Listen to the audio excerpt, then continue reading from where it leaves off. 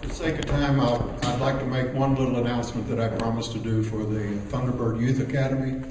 If you're not familiar with it, it's a program that's run by the Oklahoma Highway or National Guard, not the Highway Patrol, the National Guard, and they target at-risk teens. And it's a military-style program that they can enroll in. It helps them complete their high school education and hopefully make better choices and get their lives set on the right path. There's a candidate from Muskogee that does not have a mentor. I can tell you, after having been a mentor there, that it's a very humbling, very rewarding experience. And if anyone is interested in being a mentor for this candidate, see me afterwards and I'll get you the information. Now, for today's program, I've known Michael since he was a little guy, but he apparently wasn't paying much attention because now he has more kids than I do, replenishing the earth. He's going to come and tell us, bring us up to speed on what's going on at the Muskogee Police Department, and he will introduce his guest. So help me welcome Michael Mahan.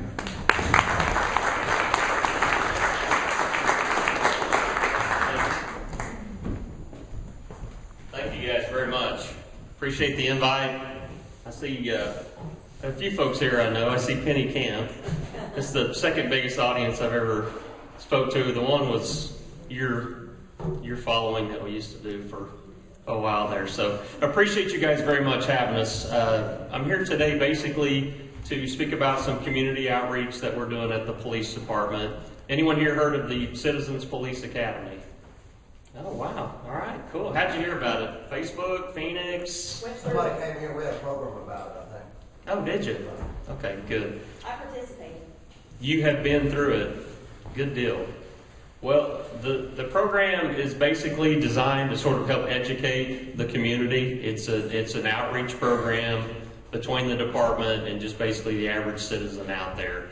I've been an officer for 19 years, a little over 19 years, and there's a lot of, I would say there's misunderstanding, sometimes there's miscommunication between the department, why we do the things we do, why you may see us react in some way that may seem strange to you. I think a lot of that is perpetuated by the media in some cases. You never really see anything good that the police do. Normally if it's a YouTube video, it's something bad, normally. Not always, but a lot of times. A lot of it is television shows. You know, they portray the police as being able to, within an hour period, go into a crime scene, solve the crime, collect all the DNA, get everything put together, and by the end of the show there's been an arrest and a conviction. And it doesn't, I know you guys know it doesn't work that way, but it does sort of form this thing that, hey, we can go in there and we have all this technology available to us that we can go in and fix things. And so what this program is designed to do is to sort of take that type of thing and bring it into more of a reality-based type standpoint. It's a fun program. We've got a lot of stuff planned. We haven't done one in, it's been several years. I did public relations back when Penny, how long has it been, Penny? 10 years? Yeah. Yeah, it feels like it. It's been 10 years, I think. I did it back in the day, and we did this program. We received an award in, I believe it's 2003, through a neighborhood type conference that we went to in Oklahoma City, and we were given it was a recognition award. We still have that. But it's a program that, especially thanks to CR and his wife Ellen, she couldn't be here today, he has really kept this program alive. He's kept it running. It's been through some ups and downs, and we're back on the upswing now, and we are excited about getting this thing back up and running. We go around these guys through the Citizens Academy, and I'll speak a little bit about, like I said, what we're going to cover in the Academy, and then I'll tell you guys a little bit about what they do and the ways that they're helping out this community. The Citizens Academy we're looking at about a 10-week program. We're going to meet starting October 21st, so if you're interested in doing it, get with me. Of course, I ran off and forgot my applications, and I apologize for that, but if you're interested, I'm not hard to find. Call the police department, ask a really quirky question, like your friend often calls, and Blake Ferris, you guys know, is with the housing authority, so some of his people like to call me on a regular basis, but that's another story. But yeah, get a hold of me down there. I will, if you're interested in this, I'll get the application out to you. There's still plenty of time to apply. But we are a start date of the 21st of October. We're going to meet at the new 911 facility. They have a real nice facility over there set up for us. But the program's designed to be interesting. You're not just going to be coming in there and looking at PowerPoint presentations of, you know, the command structure or whatever. We're gonna keep it fun. Our first week, we're going to have our drug task force come in. There's going to be a lot of hands-on type stuff. We'll have the different types of things that we encounter on the street, different types of drugs, different types of drug paraphernalia apparatus that we encounter. So it's an educational experience, kind of give you an idea of what to look for if you come across something. A lot of the meth labs get dumped, and if you see one of those things can, you know, technically they can explode. We're not even allowed to touch them without special training.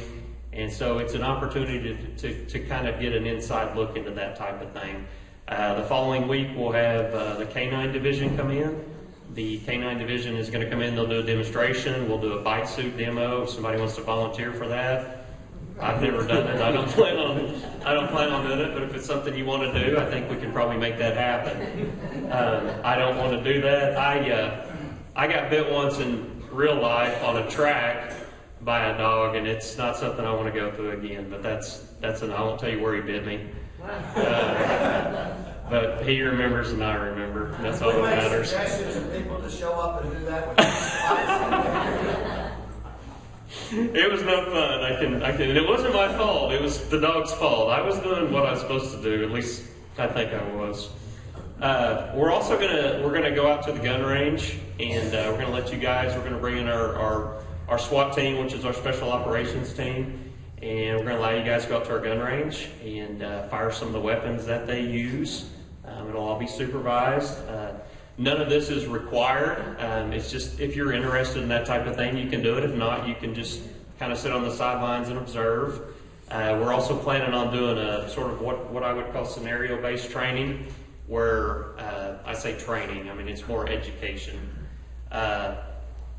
We'll give you a blue gun, what we call a blue gun, which is a training gun. It's not real, it's just a piece of plastic. It has no moving mechanism in it. And we're going to set up different type of scenarios, kind of let you go in a room and witness a domestic or witness an assault or maybe witness a murder or whatever, and just kind of get a feel for how you react. And it helps the public understand that a lot of what we do, a lot of the decision making we do, you know, is split second. And so it gives someone kind of an insight too into saying that maybe I can understand something a little better, or maybe I can understand why the reaction was this way because there was a short amount of time to make a decision in. I'm not saying that we are perfect in any way, but it does give an opportunity to sort of bridge that gap. Most of the time when you see us, we move in, we do our thing, we get in our cars and we leave. You don't get a lot of time to interact with us, and normally when you see us, 9 times out of 10, it's not generally a good type of setting. You know, we're not out making balloon animals for people. I mean, we're usually when we're there, something serious is taking place, we're dealing with it. We have a high call volume here in the city, so normally about the time we get something cleaned up, cleared up, it's on to the next thing. So this also gives you a chance to have just sort of one-on-one encounter with some of our officers, visit with them, gives you the opportunity to ask questions. And so if anyone is interested, we would love to have you guys. Once you complete, let me go into a little bit of this too. Once you complete the academy, we have what's called the MCPAA. It stands for Muskogee Citizens Police Academy Association. They're a 501c3 organization, not for profit. And basically what they do, and CR is the president of it, is they go through and they basically help us with volunteer efforts in the community. We went out to Sears on Saturday. We spent about 6 hours in there. We fingerprinted about 50 kids. It's a good chance for kids just to see an officer in a friendly setting, to visit with them. You know, the parents like it. It's just different things like that. They help raise money. They've bought bulletproof vest for our K-9 division. You guys bought the bike suit, right? So sometimes the things that may not get priority down there, or maybe they weren't budgeted or whatever, a lot of times these guys will come in, they bought us high dollar cameras for our crime scenes. And so it's a huge benefit to us. It's not something you see, but it's definitely a huge benefit to us, and they have been, and they've been very faithful in that, and we're very appreciative to that. So it's not an organization that you have to join to go through the academy. It's just something we offer for people who've gone through the academy, who've had that educational experience, and it allows you to kind of form a lasting bond with the police department, with the officers. They meet once a week. Once a month. I generally attend their meetings, and we go over different things where I might need volunteers. We had, everybody hear about the Guns and Hoses blood drive? Maybe a few of you guys heard about that. They came in, they volunteered, they helped get people seated, helped get names filled out. So just different things like that. I know you guys are all obviously active in the community, but it's just another opportunity. It doesn't take up a lot of your time, but we have certain efforts that we definitely need a volunteer base for, and that's why these guys are there. So if you have any questions, if anything at all, I'd be glad to listen. I'd be glad to answer it. Yes, ma'am. How long does the class last? Normally, we're going to start about 6:30, and we're going to plan on concluding hopefully by 8:30. I would say if it ran late, it might run into about 9 o'clock. But for how many months? Oh, we're shooting for 10 weeks. Now, it took us, we'd originally planned on starting this beginning of September. Initially, the applications weren't coming in, but here, especially over the last month, and in particular this last week, I've been flooded with applications. And so we set that date, so we'll have to break around the holidays, and it's going to be a flexible schedule. If people are like, well, I got to have, we need Thanksgiving week off, or we need a couple weeks off for Christmas, we're going to flex that out. We're going to take input from who's ever there, see what's best for their schedules. But it'll meet starting on the 21st at 6:30. Like I said, I went through it. I think it was the second year. Mr. Harris's wife twisted my arm.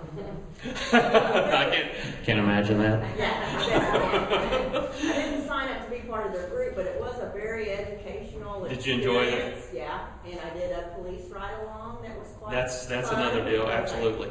I got to go on a police chase after a stolen car. And I got to go to the police station and watch him try and, book him and listen to him lie over and over and over again. And I got to listen to him swear on his mother's grave and tell the truth. That so rarely happens. I'm glad you got to witness that, because that's just such a rare event in what we do. And all they wanted was his date of birth. They finally put him in a jail cell and said, you can just stay here till we figure out who you are. Absolutely. But Absolutely. I flew all the way from Muskogee High School we caught him somewhere down on 12th Street behind Smokey Joe's, and we went from 90 miles to Park. To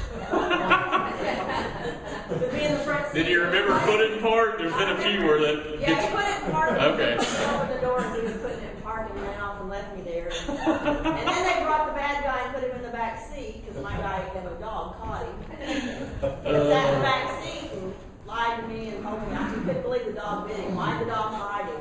We were still running. Smart dog. It was very interesting. Yeah, it's a good, and there will be, I forgot to mention that, there'll be an opportunity. Like I said, it's nothing you're forced to do, but there's an opportunity also to do police ride-along and future ride-alongs if that's something you're interested in.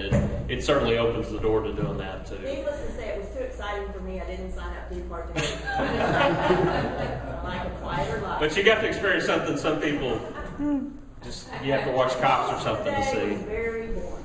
It is, yeah. Truly boring. And that, they say police work's 99% boredom and 1% sheer terror. I mean, and that's probably the best description I've ever heard of it. Out of the whole class, a lot of them rode along on Friday and Saturday nights because they just knew something would happen. Right. Not me. I went on like a Tuesday from 9 to 2. But you got a pursuit at least. You got a pursuit out of it, so that's cool. If you get a pursuit, that makes my day right there. So. It was quite an experience. Good. I'm glad you enjoyed it. And if it's been a while since you've been through, there's no. No, I'm going to tell some others. Okay. I'm saying if you've been through it, this is of course things change, and so if you've been through it before, you'd be welcome to come back. Yes, ma'am. I heard you say fingerprinting, but I didn't hear you say what's the purpose of it. Well, it's a program that we do for parents to keep on their kids. And it's pretty common practice throughout the United States. If a child were taken or something, it's just another tool in the arsenal if we were trying to locate someone and they left a print behind. So it's more of a public relations type thing, but it's an opportunity for us to reach out to people and talk to the kids and that kind of stuff. Are there age restrictions on the class who can attend? 18 to, how old are you, Wayne? Old enough. Okay. I said 18. We've actually made some exceptions this year. We're going to have a few 17-year-old kids in there that are interested in law enforcement that I would like to kind of give a first-hand look at it in case they want to pursue. I know some of them want to go to college, and so this will kind of give them a hands-on and see if it's something that they're interested in doing. So we are going to make a few. Normally it's an adult only, but we've made some exceptions for this academy. You sure put them on the 9 too.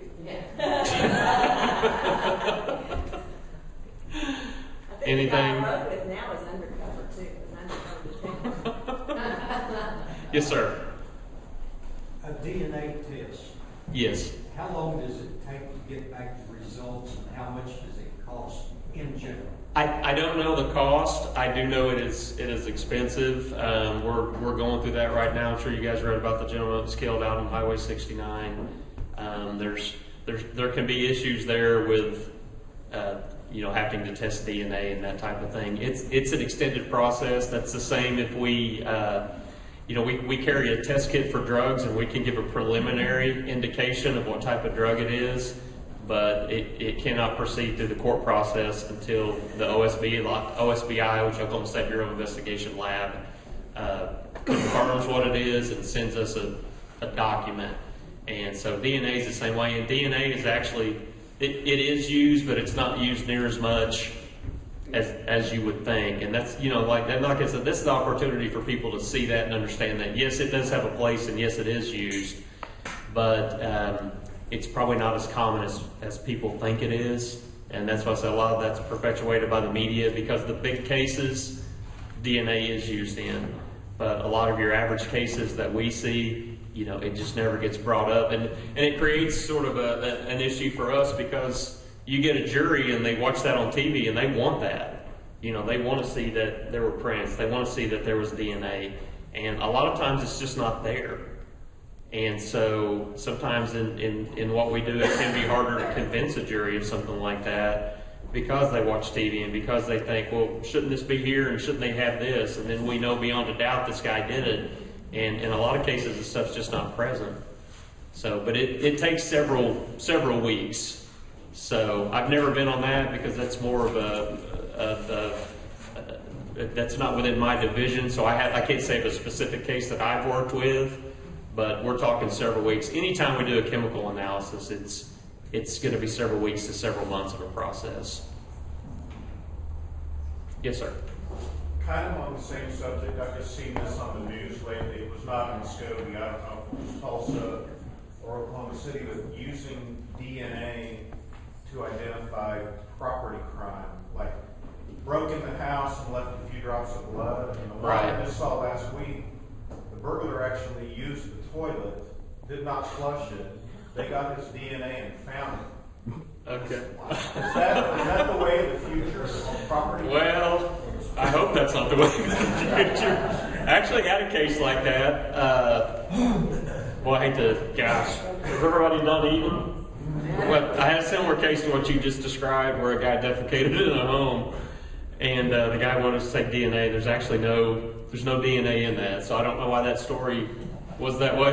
But that particular item we discovered because the guy was requesting we do DNA on that item, and I won't go into the item. You could probably imagine what the item was. If they leave behind, if they break in and leave some drops of blood. Blood's different, yes, absolutely. Blood carries a DNA signature, and it can be. And you say it's expensive. How expensive? That, I don't know. I really don't. I don't want to comment on something that I just, and the reason I say that is because we're going through a case right now with a gentleman that was killed out on the highway, that was struck by the semis, and I know that they had requested that we try to take other means to identify him, one of which is fingerprints and that type of thing before they do DNA testing.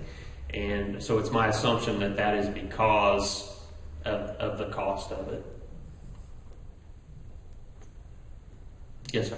Michael, it sounds like you've been with the police force for a while. In your estimation, let's say over the last 5 years, are things better or worse when it comes to, you know, like drug-related crimes, everything from distribution to, you know, other crimes around drugs like burglary, Right. and then even murder? So, Yeah, I would say that a lot of our crimes, and that's a very good point, and that's something that'll be covered in that first week of the academy that you're coming to attend, right? You'll get that. You can get that answered more specifically, but I'll give you a general answer, and that would be yes. There are a lot of your crimes are drug-related crimes. They're doing it to break in, to get an item, to sell that item, to obtain drugs.